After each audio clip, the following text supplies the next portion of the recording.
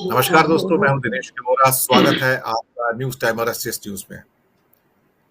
दोस्तों, भारत की राजनीति सबसे रोचक, सबसे सप्तरंगी मैं ये कह सकता हूं।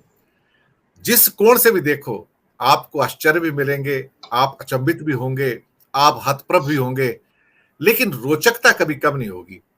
पुराने जमाने में जब फिल्में आया करती थी, तो जब रंगीन फिल्में शुरू हुई तो लिखा जाता था कि ईस्टमैन कलर की फिल्म है, तो वो बड़े जोरों शोरों से की पहली रंगीन फिल्म, दूसरी रंगीन फिल्म, देखिए रंगीन पर्दे के ऊपर, तो बड़ा अच्छा लगता था। और नीचे बड़े बड़े शब्दों में लिखा रहता था ईस्टमैन कलर। हमें भी समझ नहीं आता था, वह इतना समझ आता था कि ये रंगीन होगी, रंगीन है तो बहुत कुछ है। ऐसे ही भारत का लोकतंत्र है, बड़ा रंगीन है साहब। कभी कभी इसमें गम भी आते हैं, कभी खुशियां आती हैं। जैसे एक आम हिंदी फिल्म में पुराने जमाने में गाने होते थे, गम होता था, खुशियां होती थी, जोकर होता था, हीरो होता था, हीरोइन होती थी, उतार चढ़ाव, टॉपसी टर्वी, सारी चीजें होती थी।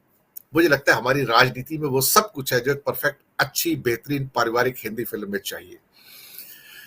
दोस्तों, राहुल पहुंचे अमेरिका, और फिर मैंने 2 दिन पहले डॉक्टर मुक्तदर खान साहब का भी इंटरव्यू ले लिया, यानी कि टॉक शो भी हो गया 1-to-1 का। अब उन्होंने हडसन इंस्टीट्यूट में जो मीट हुई थी, वो उसके भी हिस्सेदार थे, स्पेशल इनवाइटी थे राहुल के साथ में, तो उनकी 1-to-1 भी टॉक थी राहुल के साथ में वहां पर। तो उन्होंने भी कुछ बातें मुझे बताई, लेकिन एक बड़ी इंटरेस्टिंग बात ये निकल के आई उसमें से कि मैं राहुल साहब से रिक्वेस्ट कर रहा था कि यह करूंगा कि विधानसभा के चुनाव से पहले और लोकसभा के चुनाव से पहले एक एक हफ्ता अमेरिका में गुजार लें, क्योंकि अगर यहां से चुनाव प्रचार करेंगे तो इंडिया में असर ज्यादा होता है, उसकी हलचल ज्यादा होती है। अब यही सारे वक्ते वो हिंदुस्तान में देते हैं तो उसका कोई असर नहीं होता है, लेकिन अमेरिका में जाके कुछ भी बोलते हैं तो उसका जो असर है वो वाइड 70 mm स्क्रीन की तरह होता है, मैग्नीफाइड होता है। और फिर वो एक्ट तो कर ही रहे हैं, नैरेटिव सेट कर रहे हैं, एजेंडा भी सेट कर रहे हैं। मुझे लगता है आज जो उन्होंने पंच लाइन क्रिएट की है, उसने, मैं समझता हूं कि मोदी जी को 2024 तक नींद नहीं आएगी कि कांग्रेस और गांधी एक दूसरे के पर्याय हैं। यानी कि गांधी की जो कांग्रेस है और गोडसे के आरएसएस और बीजेपी है, ये जो उनकी पंच लाइन थी, ये इतनी तिलमिलाहट पैदा करेगी कि मैं बता नहीं सकता। इसलिए मैंने कहा कि शायद मोदी जी को नींद ना आए। हो सकता है कि कुछ उनके भी हैट में से निकल आए, कुछ मैजिकल रैबिट निकल आए, कुछ बात हो जाए बाद में, लेकिन ये कहना कि ये जो वॉर है, ये जो जंग है, ये गांधी की कांग्रेस वर्सेस गोडसे की बीएचपी और आरएसएस के बीच में है। तो यहां पे उसको पूरी ब्रांडिंग कर दी गई है कि you are the supporter of Godse and nobody else. कहीं ना कहीं, हालांकि ये सारे के सारे गोडसे के पुजारी हैं, मैं मानता हूं, सावरकर के भी पुजारी हैं, लेकिन शायद ओपनली आके गोडसे की मूर्ति को माल्यार्पण नहीं कर सकते। वहां पे मूर्ति एक ही मिलती है जो गांधी है। इसी विषय पर बात करने के लिए कि भाजपा और आरएसएस के भगवान और आदर्श नाथूराम गोडसे हैं, घड़ा के सौदागर है, ये राहुल की हुंकार है और बीजेपी परेशान है।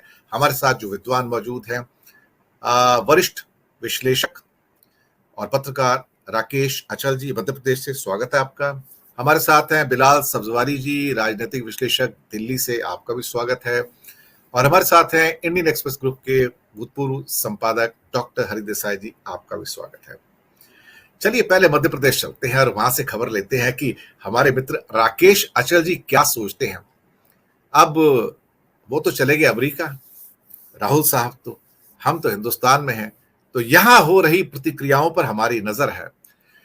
राकेश जी, आपने तो बहुत पत्रकारिता देखी है, बड़ी जमीनी, क्या कहते हैं, लड़ाइयां भी देखी हैं। आपकी नजर में ये सारी की सारी जंग, यानी कि एक हिंदुस्तानी फिल्म का पूरा ईस्टमैन कलर चित्रण, ये किस ढंग से उभर कर आ रहा है? आपकी प्रतिक्रिया, आपकी टिप्पणी।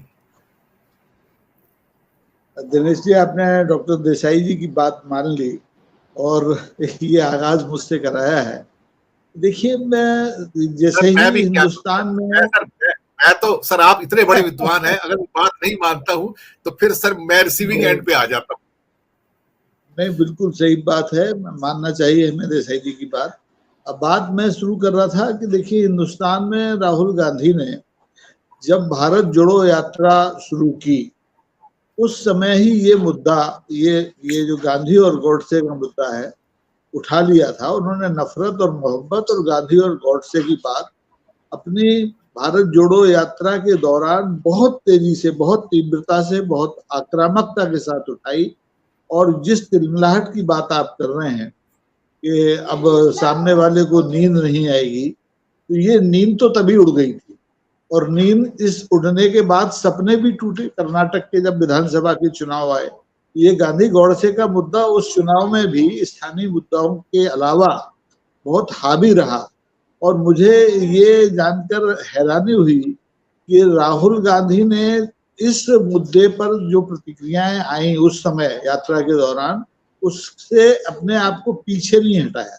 वो अड़े रहे गांधी की कांग्रेस की ब्रांडिंग करने के लिए, और इधर बीजेपी और संघ की जो गॉडसे और आपने बात की सावरकर वाली, ये इन चीजों के लिए। अब संकट ये है कि जब वो अमेरिका में जाके ये बात बोलते हैं, तो ये दुई गुने तो क्या चार गुनी ज्यादा प्रभावी इसलिए हो जाती है कि अमेरिका में बैठे हुए, अमेरिका में खड़े हुए आदमी को जरा पूरी दुनिया ध्यान से सुनती है। और राहुल गांधी के साथ सबसे अच्छी बात यह है कि प्रश्नों से घबराते नहीं हैं। चाहे आप कोई सा भी अप्रत्याशित सवाल कर लीजिए, उनके पास एक सधा हुआ जवाब होता है। और गॉडसे के बारे में जब उन्होंने कोई बात कही है, तो आप ये मान के चलिए कि ये अब तीर निशाने पर दूसरी बार लगा है। कलेजे को चीरने वाला तीर है ये प्रतिद्वंदियों को। क्योंकि पिछले 75 साल में, आजादी के बाद के जो अमृत काल में हम गुजर रहे हैं, इसमें गांधी को कितनी बार मारा गया, लेकिन गांधी मरे नहीं। और गॉडसे को कितनी बार प्राण प्रतिष्ठित किया गया। मैं जिस शहर में रहता हूँ, ग्वालियर शहर में, वहां तो गॉडसे का मंदिर बना है एक छोटे से कमरे में।